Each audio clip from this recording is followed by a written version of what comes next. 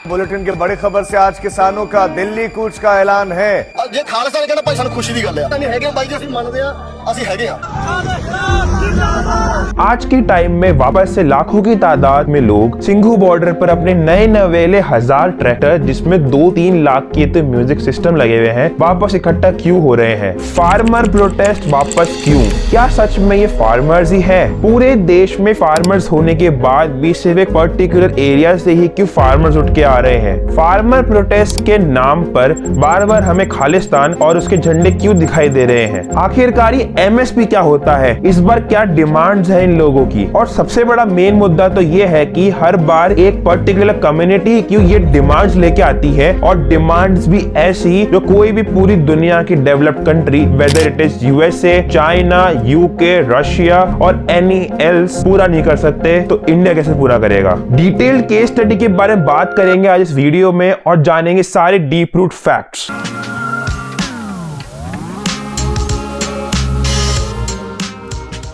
आइए पहले जानते हैं देश में हुए असल किसान आंदोलन का इतिहास। वैसे तो समय समय पर देश में किसानों की मांगों के लिए आंदोलन होते रहे हैं देश में। गांधी और सरदार वल्लभ भाई पटेल के टाइम पर भी किसान आंदोलन हुए, पर उन आंदोलनों में कभी वायलेंस या अराजकता का माहौल नहीं बना। मगर आजकल के आंदोलन इतने पॉलिटिसाइज्ड और वायलेंट क्यों हो गए? हिस्टोरिकली देखे तो इंडिया में time to time farmer protest हुए हैं, जैसे पाबना विद्रोह, चंपारण सत्याग्रह, केड़ा मूवमेंट, बरदोई का आंदोलन, जो कि सरदार वल्लभ भाई पटेल, महात्मा गांधी जैसे नेताओं की लीडरशिप में हुए हैं। आमतौर पर किसान आंदोलन की शुरुआत देश में 1859 में हुई थी, जिसके बाद में आगे जाते वक्त बहुत सारे आंदोलन देश में हुए किसानों की मांगों के लिए। दोस्तों, इन सब आंदोलन की एक खासियत रही थी कि ये आंदोलन कभी भी वायलेंट नहीं हुए या कभी भी अराजकता का माहौल नहीं बना, और ये सब किसानों की असली मांगों के लिए होते थे। मगर हम आज के टाइम में देखें, पूरे के पूरे आंदोलन पॉलिटिसाइज्ड हो चुके हैं और एक लीडर के ऑर्डर पे ही होते हैं। देखा जाए तो 1920 में हुए मोपाला विद्रोह, कुका विद्रोह, रामोसे किसानों का आंदोलन और 1914 के टाइम में तना भगत आंदोलन और 1918 के टाइम में तेलंगाना और केड़ा सत्याग्रह और 1928 का बरदोई आंदोलन प्रमुख एग्जांपल्स है इंडिया में हुए फार्मर प्रोटेस्ट के ऊपर। दरअसल ये पहली बार नहीं है कि हम इतने हाई वॉल्यूम में प्रोटेस्ट सिंघू बॉर्डर पे होते हुए देख रहे हैं। हम ये पहले भी 2020 में विटनेस कर चुके हैं। जी हाँ दोस्तों, पहले भी 2020 में प्रोटेस्ट हुए थे, जो कि 9 अगस्त 2020 से चालू होकर 11 दिसंबर 2021 तक चले थे। हाँ, 13 महीने ये प्रोटेस्ट चले थे और ये 13 महीने फार्मर्स के नाम लेकर खालिस्तानी सिंघू बॉर्डर पर डटे हुए थे। अगर न्यूज़ डेटा की बात करी जाए तो अराउंड 1.5 to 3 लाख लोग पार्टिसिपेट करे थे इस प्रोटेस्ट में, जिसमें से आधे लोग तो या आधे से ज्यादा लोग तो फार्मर्स थे भी नहीं। चलिए पहले आगे बात करने से पहले जानते हैं कि फार्मर प्रोटेस्ट 1.0 असल में हुआ क्यों था और इनकी डिमांड्स क्या क्या थी। तो इनकी डिमांड्स कुछ यूं थी। दरअसल गवर्नमेंट ने किसानों की भलाई के लिए कन्वेंशनल क्रॉप सेलिंग चैनल को मॉडिफाई करा था। असल में इस लॉ इम्पोज होने से पहले चैनल ये था कि फार्मर्स पहले मिडिलमैन को अपनी क्रॉप सेल करेंगे और मिडिलमैन अपना कट निकाल के मार्केट में इंट्रोड्यूस करेगा। बट इसमें गवर्नमेंट के द्वारा ये देखा गया कि फार्मर्स को प्रॉफिट बहुत कम हो रहा था और उन्हें ह्यूज लॉस देखने पड़ रहे थे और मिडिलमैन अपनी जेबे पे जेबे बढ़े जा रहे थे। इसलिए गवर्नमेंट ने सोचा मिडिलमैन को हटा देना चाहिए और फार्मर्स को सीधा इंट्रोड्यूस करना चाहिए मार्केट से। दूसरे नंबर की डिमांड जो रखी गई इन प्रोटेस्ट में वो थी इंक्रीज ऑफ एमएसपी प्राइस। असल में एमएसपी कुछ नहीं, मिनिमम सपोर्ट प्राइस होता है। इंडिया में 23 नॉन पेरिशेबल क्रॉप्स का एमएसपी डिसाइड करा गया है और इनकी डिमांड थी कि C2+50 का फॉर्मूला यहाँ पे यूज होना चाहिए। मतलब अगर कोई क्रॉप 200 रुपए की मार्केट वैल्यू रखती है तो गवर्नमेंट उसे 300 रुपए में खरीदे ताकि इन्हें ज्यादा प्रॉफिट हो सके। अब यहाँ पे हमें एक बात जाननी चाहिए कि गवर्नमेंट अचानक से मिडिल मैन को हटाना क्यों चाहती थी। दरअसल देखा जाए तो गवर्नमेंट ने ये नोटिस करा इस कन्वेंशनल मेथड में कि फार्मर्स कम प्राइस में अपनी क्रॉप्स मिडिल मैन को सेल करते थे क्योंकि उनकी ये मजबूरी हो जाती थी, क्योंकि मिडिलमैन एफसीआई के अधिकारों के साथ मिले हुए होते थे और एफसीआई कुछ सिलेक्टेड फार्मर्स को ये बोल देता था कि आपकी क्रॉप्स हम नहीं खरीदेंगे।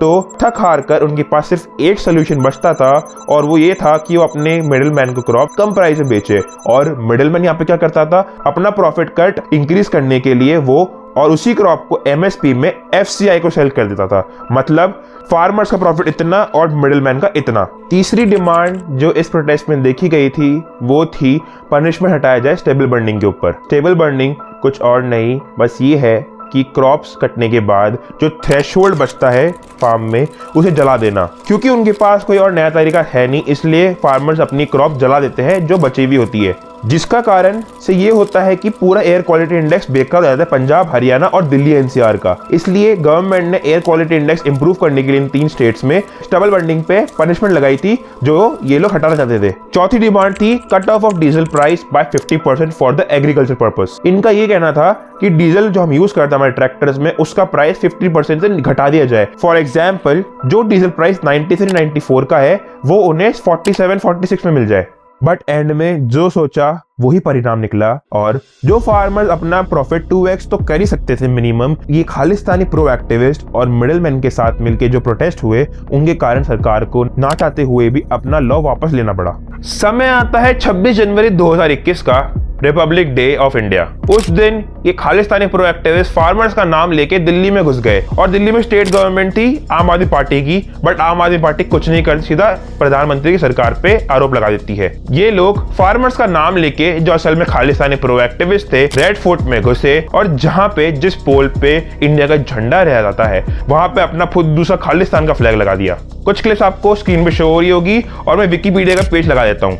अब आते हैं फार्मर प्रोटेस्ट 2.0 पर, जिसे कुछ नाम के फार्मर यूनियन लीड कर रहे हैं, जो कि इस टाइम पर सो कॉल्ड 3 लीडर्स है, जो कि 200 फार्मर यूनियंस को हेड कर रहे हैं। और ये लीडर्स है राकेश टिकैत, जो कि लीडर है भारतीय किसान यूनियन के, जोगेंद्र सिंह उदघरन लीडर है BKU एकता उदघरन के, और न्यू एंट्रेंट योगेंद्र यादव, जो फॉर्मर लीडर थे SKM के। हमने ये भी देखा कि राकेश टिकैत और जोगेंद्र सिंह, जो कि पहले 2020 के प्रोटेस्ट में भी थे, लेकिन अब न्यू एंट्रेंट योगेंद्र यादव के साथ भी इनके साथ जुड़ चुके हैं। अब देखते हैं इस बार क्या डिमांड है इन लोगों की। टोटली इन लोगों की 8 डिमांड है। आइए जानते हैं इन डिमांड के बारे में।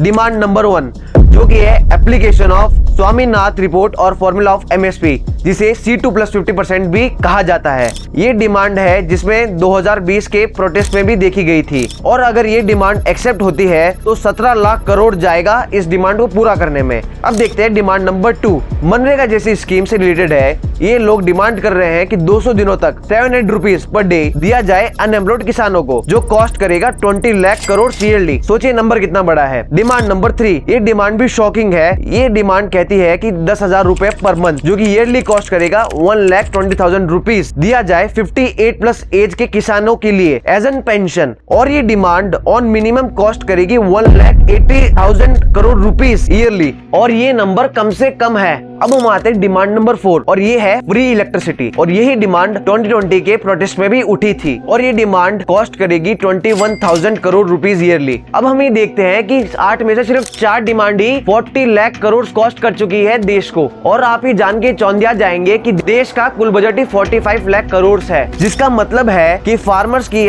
3-4 चीजों की डिमांड में ही देश का 90% बजट खर्च हो जाएगा, और बाकी की बचे 10% में, जो कि 5 लाख करोड़ है, में देश की इकोनॉमी रन कैसे होगी, और कैसे सिर्फ 5 लाख करोड़ में से नॉर्मल पब्लिक फैसिलिटीज जैसे कि electricity, water, medical services, education जैसी चीजें पब्लिक को कैसे प्रोवाइड की जाएगी, और कैसे सिर्फ 5 लाख करोड़ में से ही डिफेंस सेक्टर को कैसे अलॉट किया जाएगा। और इसी डिमांड को एग्जरेट करते हुए 5वीं डिमांड इनकी ये है कि किसानों का 18 लाख करोड़ जितना बड़ा नंबर का जो लोन लिया हुआ है उसे माफ कर दीजिए। अब सोचिए 40 लाख करोड़ प्लस 18 लाख करोड़, जो कि होता है 58 लाख करोड़, जो कि इंडिया के बजट से भी ज्यादा है, वो कैसे दिया जाएगा। और इन्हीं लोगों को टैक्स भी नहीं देना है। हम आपको बताना चाहते हैं कि एग्रीकल्चर पे कोई भी टैक्स नहीं होता है, उस हिसाब से इन लोगों को टैक्स भी नहीं देना है, और इन लोगों को ऐसी डिमांड रखनी है कि जहां पर गवर्नमेंट पूरी तरीके से बौखला जाए। ये वही लोग हैं जो 2-3 करोड़ की गाड़ियों में घूमते हैं, अपने ट्रैक्टर में 2-3 लाख के म्यूजिक सिस्टम लगाते हैं, इन्हीं धरनों पे आके 13-13 हजार के जैकेट पहनते हैं, और फिर कहते हैं कि सरकार हमारी मदद नहीं करती। और जब सरकार इनसे टैक्स मांगती है तो ये लोग कह देते हैं हम भी तो है ही ना। यहाँ सबसे बड़ा सवाल ये उठा है कि क्या ये सच में किसान है भी?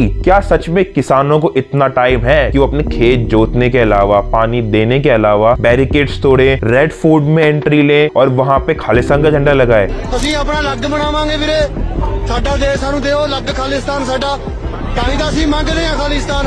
खालिस्तान से बात याद आती है, किसानों का क्या रिलेशन है खालिस्तान से। ये सुनने में थोड़ा प्रैक्टिकल भी लगता है आप लोगों को कि किसान खालिस्तान की मांग कर रहे हैं। बार बार खालिस्तान का नाम सुना देता है मोर्चों में और खालिस्तान के झंडे दिखाई देते हैं। आप खुद सोचिए किसानों का क्या रिलेशन हो सकता है शर्जील इमाम। शर्जील इमाम वो इंसान है जो इंडिया को ईस्ट इंडिया से अलग करने की बात करता है। और उमर खालिद वो इंसान है जो कश्मीर को इंडिया सेपरेट करने की बात करता है, मतलब कश्मीर सेपरेटिज्म की बात करता है। किसानों का क्या रिलेशन है सीएए से, क्योंकि किसान तो है तो देश के ही। सीएए का मतलब है बाहर से आए हुए लोगों को यहाँ का सिटीजनशिप ना देना। किसान तो देश के ही हैं। एक और सबसे बड़ा सवाल ये उठा है कि कोई सा भी इंडिया का हिस्टोरिक इवेंट हो या लैंडमार्क इवेंट हो, तभी इस टाइप के प्रोटेस्ट चालू होते हैं। हमने ये देखा 26 जनवरी 2021 रेड फोर्ट इंटरवीन किया गया। उस दिन रिपब्लिक डे होता है इंडिया का और ये लोग आराम से जानते हैं उस दिन पूरी देश की नजर, पूरी दुनिया की नजर रेड फोर्ट पे ही होती है। इसलिए इन्होंने वही दिन चुना रेड फोर्ट को इंटरवीन करने के लिए। और इंटरवीन तो छोड़िए, जहाँ पे देश का झंडा लगता है, जहाँ पे जय जवान जय किसान के नारे लगते हैं देशभक्ति के लिए, वहां पे इन्होंने ट्राई कलर को हटा के खुद दूसरा खालिस्तानी झंडा लगा दिया।